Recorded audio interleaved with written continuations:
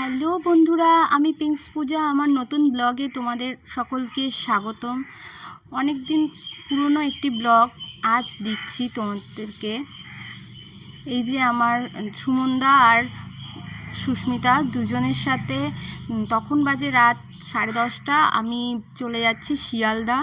হ্যাঁ, এত রাতে শিয়ালদা যাওয়ার পিছনে তো নিশ্চয়ই কোনো কারণ আছে, তাও আবার বরকে ছাড়া যদি এত রাতে ননদ আর ননদের বরের সাথে শিয়ালদা যাই, তার পিছনে নিশ্চয়ই কোনো কারণ আছে।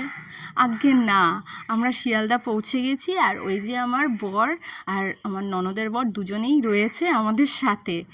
আসলে আমার বর গেছিল ওর পিস্তত বোন শ্রাবণী, খুব কিউট, আমার এই ননদকে আনতে, কারণ রাত 10টা 10:30টার সময় তো কোনো ফ্যামিলি থেকেই ছাড়বে না।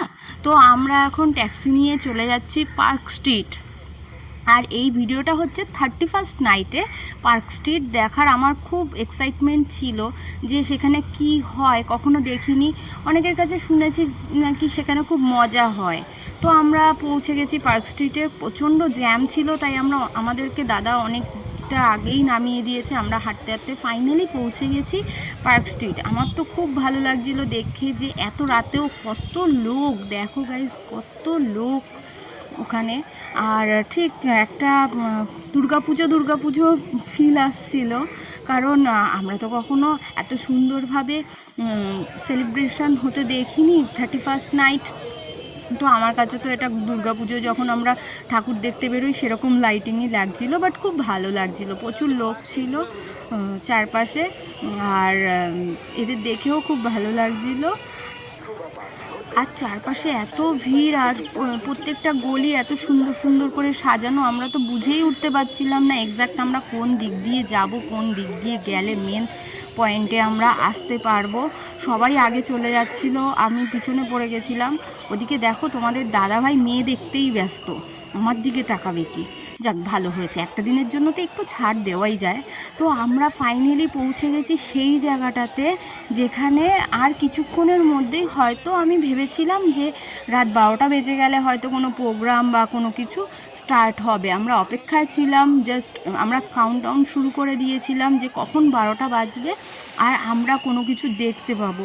বাট আমার মনটা পুরোই ভেঙে গেল, কারণ সেখানে গিয়ে একদমই কিচ্ছু নেই, খালি একদল ছেলে ফেলে, তারা হো হো করে চিৎকার করছে আর happy new year happy new year বলে লাফাচ্ছে, আর কিছুই না। পুলিশগুলো পর্যন্ত রেগে যাচ্ছে এদের এই চিৎকার চেঁচামেচি দেখেছে। রাত 12টার সময় কোন পাগলে এরকম আসে, নিশ্চয়ই সে আমার মতনই হবে, কারণ আমার তো এক্সপিরিয়েন্স ছিল না। আমরা জানতাম না যে এখানে আসা মানে পুরো বেকার, টাইম ওয়েস্ট করা। রাতের ঘুম ঠুম বাদ দিয়ে আমরা আরও এসেছিলাম, তো আমাদের সময়টা নষ্ট হয়নি। আমরা আবারও রাত 12টা ওখানে কাটিয়ে কিছুটা টাইম আমরা দেন রিটার্ন করেছিলাম বাড়িতে।